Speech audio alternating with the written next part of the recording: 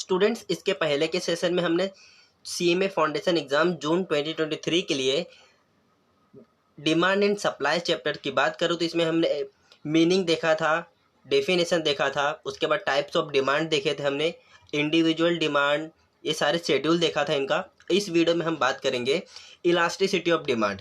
ये आपके एग्जाम में कई बार पूछे जाने वाले क्वेश्चन है, समझ के चलिए फिक्स है, इसमें से 5 से 6 मार्क्स के क्वेश्चन आपको देखने को मिलेंगे। पॉसिबिलिटी है कि 5 मार्क्स तक आपको देखने को मिलेंगे, मीन्स कि 2 से 3 क्वेश्चन यहाँ से मिलेंगे आपको, क्योंकि एक क्वेश्चन आपका 2 मार्क्स का होता है। 50 क्वेश्चन, टोटल 100 मार्क्स। तो ध्यान से पढ़ना, जो इंपॉर्टेंट बताऊंगा उसे टिक मार्क करना। एंड अगर आप सभी यूट्यूब चैनल पर हो, चैनल को सब्सक्राइब कर लें। एंड अपने जितने भी आपके friends, colleagues, students, junior, senior सबको सेंड कीजिए। यहाँ तक कि 12th स्टैंडर्ड के स्टूडेंट हो तो उनको भी कर देना, बिकॉज ऑफ ये एक लेता ऐसा सब्जेक्ट है इकोनॉमिक्स जो CMA फाउंडेशन स्टूडेंट्स को है, 12th स्टैंडर्ड के स्टूडेंट्स को भी होता है। सेम टू सेम, कुछ चेंजेस नहीं, मेजर चेंजेस भी नहीं होता है। ये new syllabus plus old syllabus दोनों के लिए। चलिए स्टार्ट करते हैं हम डायरेक्टली इलास्टिसिटी ऑफ डिमांड। तो फर्स्ट ऑफ ऑल क्या होता है इलास्टिसिटी, हम उससे रिगार्डिंग बात करेंगे। तो आपको देख सकते हैं elasticity mean sensitiveness of elasticity means sensitivities or responses. Elasticity demand mean the response in demand. समझ गए हो गया आप सभी कि इलास्टिसिटी का मीनिंग ही होता है क्या, रिस्पॉन्स इन डिमांड।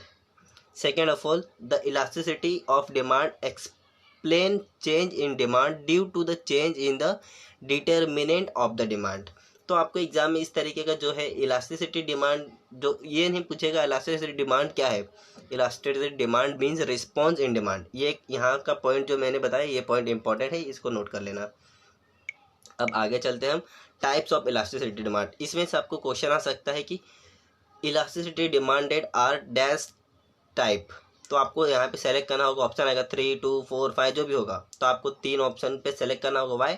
बिकॉज यहाँ पे 3 टाइप्स ऑफ इलास्टिसिटी डिमांड होते हैं। फर्स्ट ऑफ ऑल की बात करूँ तो प्राइस इलास्टिसिटी डिमांड, सेकंड की बात करूँ तो income elasticity demand, and third की बात करूँ तो क्रॉस इलास्टिसिटी ऑफ डिमांड। तो चलिए हम बात करते हैं price elasticity, because price elasticity is also divided major types. So चलिए हम प्राइस इलास्टिसिटी पे चलते हैं। यहाँ पे देख सकते हैं प्राइस इलास्टिसिटी क्या होता है। मैं आपको सिंपल वे में बताऊँ, यहाँ पे आप इन डिटेल देख रहे होंगे, काफ़ी टफ होगा, काफ़ी अलग अलग लोगों ने अलग अलग तरीके से डिफाइन किया है। मैं जब था CMA फाउंडेशन में पढ़ रहा था, उस टाइम पे भी मुझे इसको इजी वे में अगर मैंने किस तरीके से किया था। फर्स्ट ऑफ ऑल क्या होता है, हम प्राइस इलास्टिसिटी डिमांड भी पढ़ लेते बिकॉज स्टडी मटेरियल है। It is show the relation between proportions change in the demand and proportions change in the price. It mean the explain how much change in the price and leads to how much change in the demand. Simple सा, मैं अगर simple language में इसको बताऊं एकदम easy, जैसे कि P/Q यहाँ पे दिया है पहले से ही। अब मैं समझ जाना P है ये। अब इसका मीनिंग क्या होगा, सिंपल सी लैंग्वेज में बता रहा हूँ, सुनते जाना। When percentage change in quantity demanded, यहाँ पे चेंजेस होगा, percentage change in quantity demanded brings about percentage change in price. Again, brings about percentage change in price. There are said to be price elasticity of demand. में भी समझ गया होगा आपको, price elasticity demand किसे कहते हैं। Percentage change in quantity demanded brings about percentage change in price. यहाँ पे इतना ही इंपॉर्टेंट था परसेंट की इलास्टिसिटी डिमांड क्या होता है। इलास्टिसिटी ऑफ डिमांड मीन्स की प्राइस इलास्टिसिटी डिमांड। अब यहाँ पे it mean explain how much change in price, वही मैं बताया था हाउ मच। तो percentage change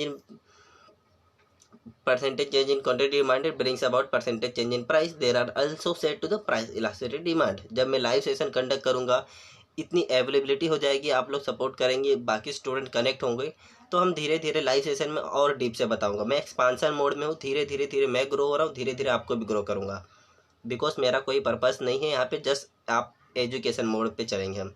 second of all यहाँ पे डेफिनेशन है, elasticity demand is the market great or small according to the demand, increase much or little for a given fall in the price and diminishes much little given the price। Marshall ने बताया था। तो इतना इस point को आप by heart कर लेना है, फिर नोट कर लेना आप।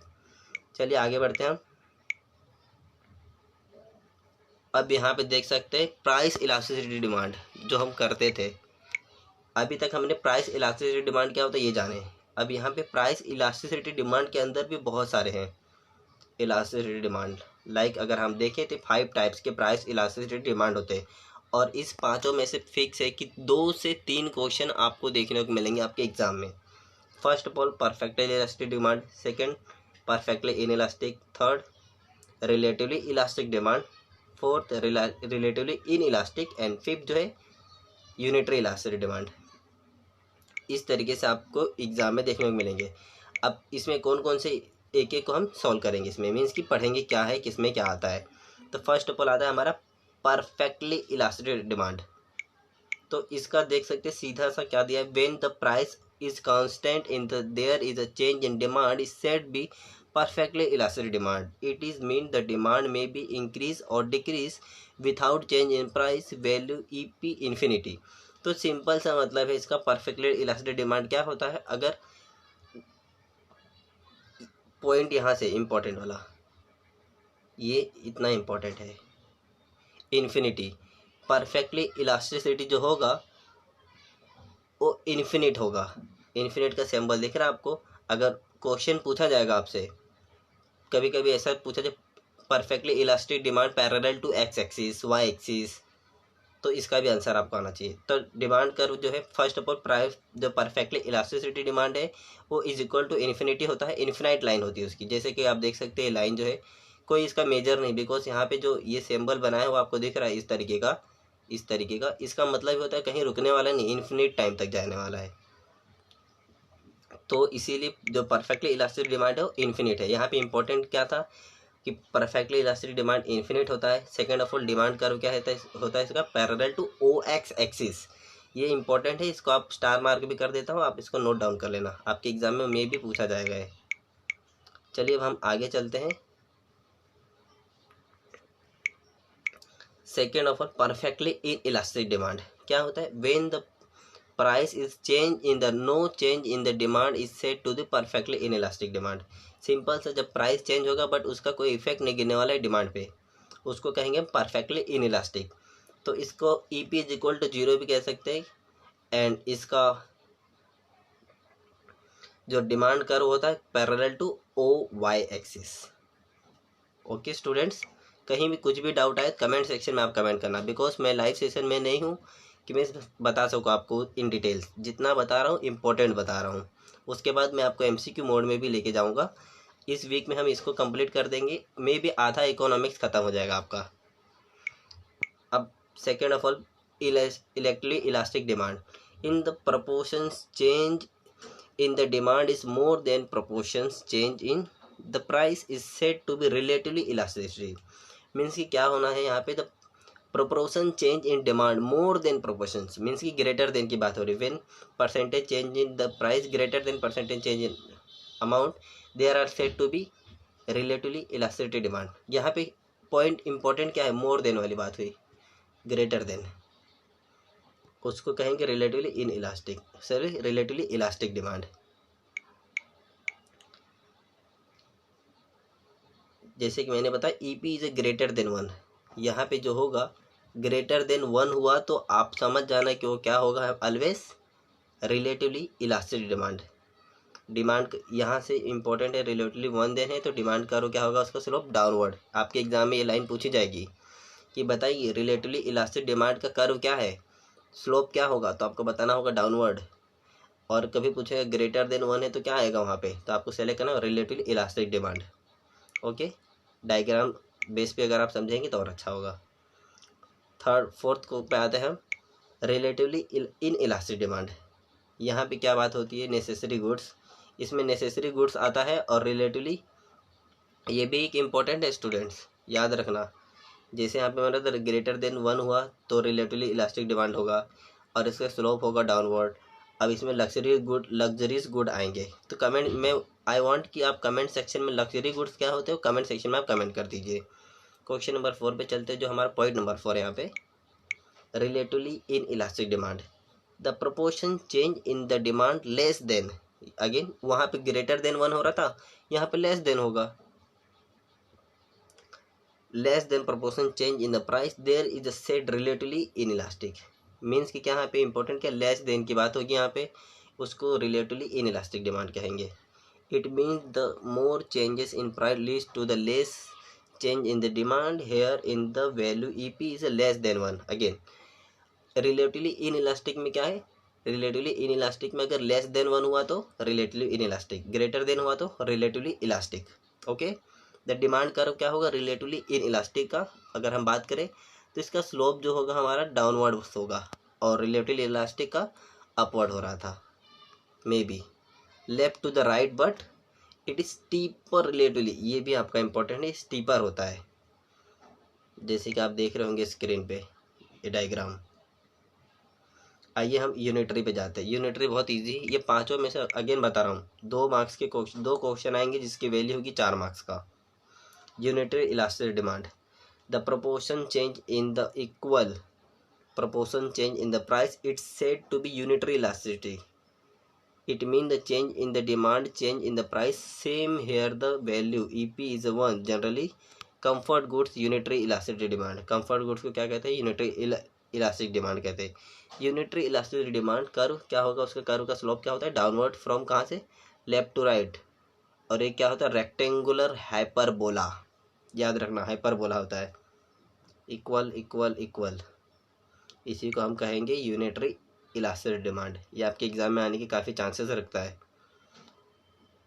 अब हम आगे चलते, सॉरी, इनकम इलास्टिसिटी डिमांड, जैसे कि 3 था हमारा price elasticity, income elasticity, cross elasticity. तो अभी प्राइस इलास्टिसिटी हो गया, उसके 5 अदर प्राइस इलास्टिसिटी के वो थे टाइप्स, वो हो गए।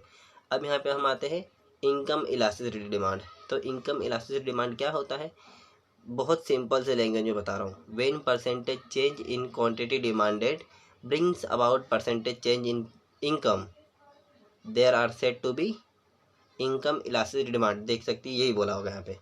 It is so the proportion change in demand respect to the proportion change in the income. Yes, income में चेंजेस होगी, meet explain how much changes in income and leads to how much change in demand. वही बात हो रही है यहाँ पे, proportion change in demand, proportion change in income.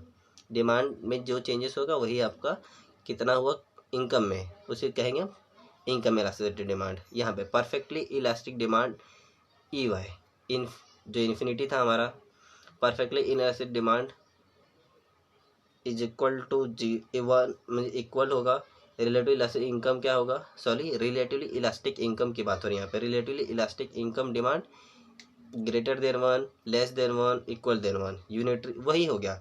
जैसे वहाँ पे प्राइस इलास्टिसिटी डिमांड का था, अगर आपने अच्छे से पढ़ा होगा तो प्राइस इलास्टिक इनकम क्या था इन्फिनिटी था, जो वहाँ पे पॉइंट सेम पॉइंट।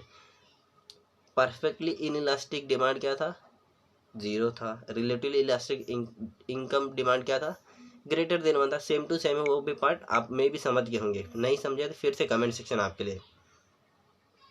ये उसके टाइप्स है, तो ये भी वही बताएगा इस टाइप्स में भी। मैं इसको इग्नोर करता हूँ, मैं इसको स्किप करता हूँ, बट ये आपको पढ़ के जाना होगा, एक ये सेल्फ स्टडी में आप काउंट कर लेना। आइए हम अब आगे आते हैं क्रॉस इलास्टिसिटी डिमांड। 3 टाइप थे, प्राइस इलास्टिसिटी, प्राइस इलास्टिसिटी के 5 टाइप्स, पाँचों में क्या यूनिटरी, रिलेटिवली इन इलास्टिक, इस तरीके से 5 पॉइंट थे। ठीक उसी तरह के इनकम में आए, इनकम में 5 पॉइंट, तो जो मैंने प्राइस इलास्टिसिटी में बताया ठीक वैसे ही आपको इनकम इलास्टिसिटी में करना होगा। कोई चेंजेस नहीं, सेम टू सेम होगा, स्लोप सेम होंगे, डिमांड कर्व सेम होगा। एक बार आप श्योर चेक कर लेना, क्योंकि वो सेल्फ स्टडी है। और कमेंट सेक्शन में जरूर कमेंट करना कि कैसा लग रहा है आपको सेशन। तो क्रॉस इलास्टिसिटी डिमांड, आइए हम पढ़ते हैं क्रॉस इलास्टिसिटी डिमांड क्या होता है। तो it is so the proportion change in demand for the one commodity and proportion change in the price of other commodity. It means explain how much change in the price one commodity and it lead to how much change in the demand for another commodity. Okay, इसी को हम कहेंगे cross elasticity demand. जैसे कि यहाँ पे आपको दिया है proportion change in demand for a goods X, proportion change in price for goods Y. Y का मतलब होता है इनकम, वाई का इनकम की सिंबल होती है वाई। ओके, तो यहाँ पे आप समझ गए होंगे cross elasticity demanded, income elasticity, price elasticity. Student जितना मुझसे हो रहा है मैं अपना 100% एफर्ट दे रहा हूँ, आई नो। फिर भी आपको कितना भी अच्छा सेशन प्रोवाइड करूँ, फिर भी as a live session and a recorded session में थोड़ा सा डिफरेंट होता है। बट मैं आपके वो डिफरेंसेस को इस बार क्लोज कर दूंगा, बिकॉज MCQ भी आपको प्रोवाइड करना है जो आपके एग्जाम में आ सकता है। थैंक यू स्टूडेंट्स, मे भी आपको समझा, कहीं डाउट आए कमेंट सेक्शन में आप कमेंट करना, और अपने जितने फ्रेंड्स होंगे, कलीग्स होंगे, जूनियर होंगे, सीनियर होंगे, स्टूडेंट होंगे, सबको शेयर करना, ताकि धीरे धीरे फैमिली बढ़े और हम लोग धीरे धीरे लाइव सेशन की ओर बढ़ते जाएं। Thank you students.